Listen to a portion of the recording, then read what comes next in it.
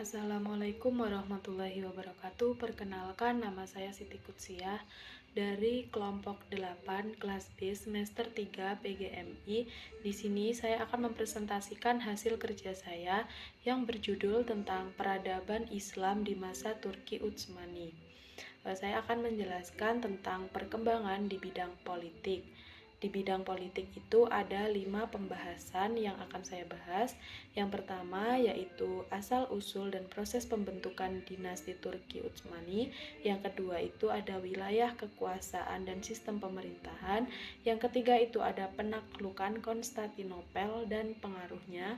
Dan yang keempat itu peran Turki Utsmani dalam sejarah Islam. Yang kelima itu ada faktor-faktor pendukung kemajuan, dan yang keenam itu adalah proses dan sebab-sebab kehancuran. Yang pertama itu ada asal-usul dan proses pembentukan dinasti Turki Utsmani. Jadi kerajaan Turki Utsmani itu muncul di pentas sejarah Islam pada periode pertengahan masa kemajuan dinasti. Ini dihitung mulai dari gerakannya ekspansi ke wilayah baru yang belum ditundukkan oleh pendahulu mereka. Pendiri kerajaan Turki adalah bangsa Turki dari kabilah Kios, anak suku Turki yang mendiami sebelah barat Gurun Gobi atau daerah Mongil dan daerah utara negeri Cina yang dipimpin oleh Sulaiman, dan mengajak anggota sukunya untuk menghindari serbuan bangsa Mongol yang menyerang dunia Islam yang berada di bawah kekuasaan dinasti Khawarizme pada tahun 1219 sampai 1220 Masehi. Pada tahun 1288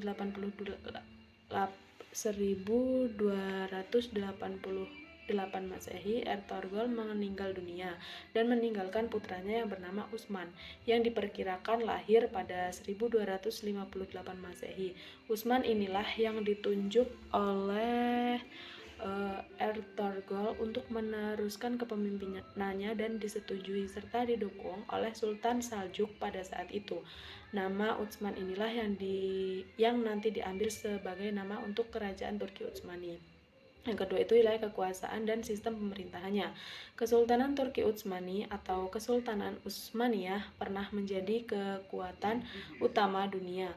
Wilayahnya itu mencakup sepertiga luas dunia, kecuali benua Amerika Serikat. Wilayah kekuasaan Kesultanan Turki Utsmani yang resminya bernama Negeri Agung Utsmaniyah itu meliputi sebagian daratan Eropa, Afrika, dan Asia. Pendiri Kesultanan Turki Utsmani adalah Utsman Bey atau dari suku Turki.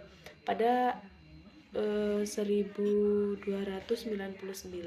sampai 1326 Masehi, saat itu pemerintahannya masih berbentuk kekaisaran sebagai kekaisaran kecil, dan dalam upaya memperluas dukungan, sang kaisar sengaja memindahkan ibu kota agar pengaruhnya bisa kian meluas. Semula di Sogod, lalu pindah ke Bursa, Adrianopel, hingga akhirnya menetapkan Konstantinopel sebagai ibu kota.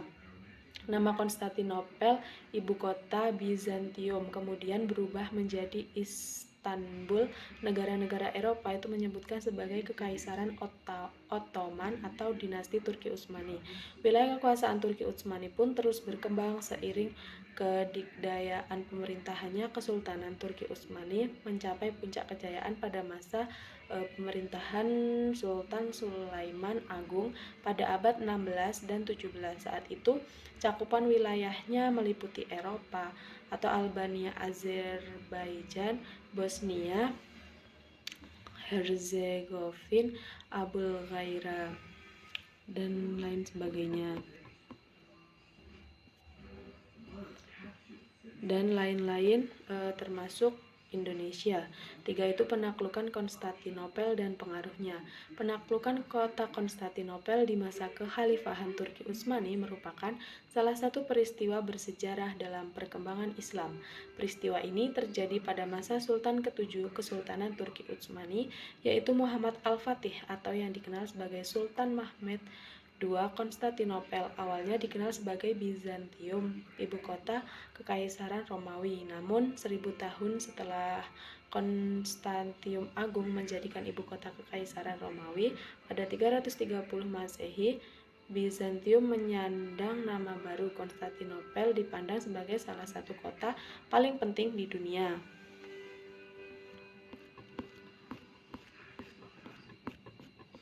Terus yang keempat itu peran Turki Utsmani dalam sejarah Islam. Peran Turki Utsmani dalam perkembangan peradaban Islam itu sangat kuat pengaruhnya serta tidak dapat dikesampingkan. Dengan luasnya wilayah kekuasaan yang membentang dari Asia sampai Eropa dalam rentang waktu selama kurang lebih 625 tahun, maka terjadilah interaksi peradaban dengan berbagai wilayah yang berada di bawah kekuasaan Turki dan saling mempengaruhi, sehingga peradaban yang lebih kuat banyak memberikan pengaruh terhadap peradaban yang lebih rendah. Turki itu berperan penting dalam perjalanan sejarah Islam, khususnya dalam hal futuhat atau pengembangan wilayah Islam. Terus yang kelima itu faktor-faktor pendukung kemajuan di abad pertengahan. Turki Utsmani adalah salah satu peradaban terhebat di dunia, dikutip dari Peradaban Turki. Kejayaan Turki Utsmani itu disebabkan 4 faktor utama: pengelolaan pemerintahan yang baik, keadaan perekonomian yang baik, penguasaan ilmu pengetahuan dan budaya militer yang kuat, dan gencar melakukan ekspansi di bawah pendirinya Turki Utsman menyerang dua kekuatan besar di sekitarnya, yakni Kerajaan Mamluk dan Kekaisaran Bizantium. Wilayah Turki Utsmani pun meluas. Langkah Utsman diikuti oleh putranya Orhan. Pada masa pemerintahan Orhan dibangun sistem pertahanan militer yang tangguh. Terus ada proses dan sebab-sebab kehancuran. Riwayat kerajaan Utsmani yang telah berdiri kurang lebih 625 tahun harus berakhir pada 3 Maret 1924. Majelis Nasional Agung dalam siding sejak Februari 1924 itu memutuskan untuk menghapus jabatan khalifah pada 93 tahun lalu. Abdul Masjid II yang menjabat khalifah dipersilahkan meninggalkan Turki. Ia bersama keluarganya menuju Swiss. Dalam buku Ensiklopedia Islam dijelaskan kerajaan Ottoman mulai melemah setelah wafatnya Sulaiman Al-Qurni. Sultan-sultan yang menggantikan umurnya lemah dan tidak berwibawa. Penyebab lainnya adalah kehidupan mewah dan berlebih-lebihan di kalangan pembesar istana, sehingga banyak terjadi penyimpangan dalam keuangan negara. Sekian, wassalamualaikum warahmatullahi wabarakatuh. Di sini saya akan mempresentasikan perkembangan di bidang ilmu dan di bidang seni budaya. Kerajaan Utsmania awal mulanya merupakan sebuah suku yang sangat modern. Kebudayaan Turki merupakan perpaduan bermacam-macam kebudayaan, antaranya adalah kebudayaan Persia, Bizantium, dan Arab. Dari kebudayaan Persia, mereka banyak mengambil ajaran tentang etika dan tata krama dan raja. Organisasi pemerintahan dan kemiliteran banyak mereka serap dari Bizantium. Orang-orang Turki Utsmani memang terkenal dengan bahasa yang suka dan mudah berasimilasi dengan bahasa asing dan terbuka untuk menerima kebudayaan luar. Hal ini mungkin karena mereka masih miskin dengan kebudayaan. Namun Turki Utsmani lebih banyak memfokuskan kegiatan mereka di dalam bidang militer, sementara dalam bidang ilmu pengetahuan mereka tidak kelihatan begitu menonjol. Karena itulah di dalam Kahanza intelektual Islam tidak menemukan ilmuwan termukakan dari Turki Utsmani. Pada masa Sulaiman, di kota-kota besar dan kota-kota lainnya banyak dibangun masjid, sekolah, rumah sakit, gedung, makam, jembatan, saluran air, villa, dan pemandian umum. Pada masa ini, filsafat, ilmu sejarah, astronomi, kedokteran, mekanik, dan lain-lain tidak berkembang. Sementara di Eropa saat itu mengalami kemajuan kekuatan militer tidak diimbangi oleh kemajuan ilmu dan teknologi. Tidak sanggup menghadapi persenjataan musuh dari Eropa yang maju dan canggih. Dan pada akhirnya Turki Utsmani runtuh karena banyak diserang oleh bangsa Eropa. Pada masa Sultan Mehmed ke-5 bersama parlemennya mengadakan pembaruan di berbagai bidang seperti administrasi, transportasi, dan pendidikan yang dapat perhatian khusus sehingga dapat Pada masa ini lahir pendidikan dasar dan menengah. Hal ini dimaksudkan untuk mengisi kebutuhan guru. Ada 3 lembaga. Yang pertama, lembaga pendidikan Islam. Perkembangan lembaga pendidikan Islam di Turki Utsmani tidak hanya sekolah dasar saja yang berkembang, melainkan madrasah-madrasah dan perguruan tinggi mengalami perkembangan cukup signifikan. Madrasah pertama yang dibangun pemerintah Turki Utsmani berada di Iznik, Nicosia. Adalah Orhan Gazi, penguasa dinasti tak lama setelah menaklukkan kota itu pada tahun 1330 sampai 1331 Masehi. Yang kedua, kurikulum dan metode pendidikan Islam.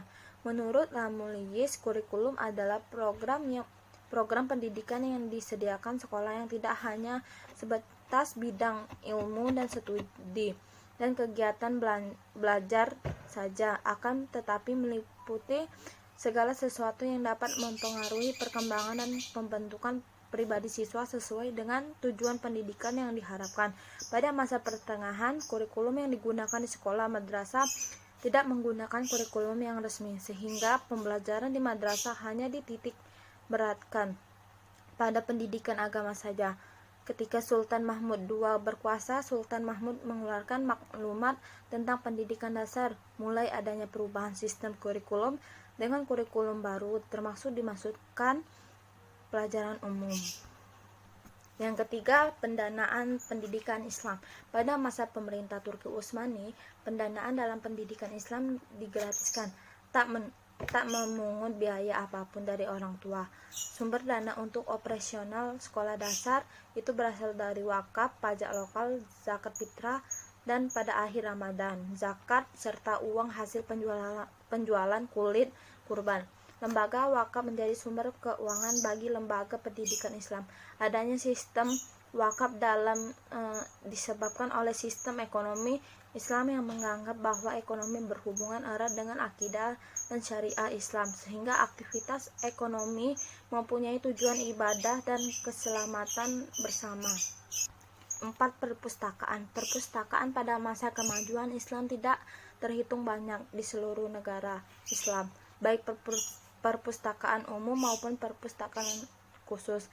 Hampir di seluruh masjid dan madrasah ada perpustakaan yang berisi bermacam-macam ilmu, terutama ilmu agama dan bahasa Arab.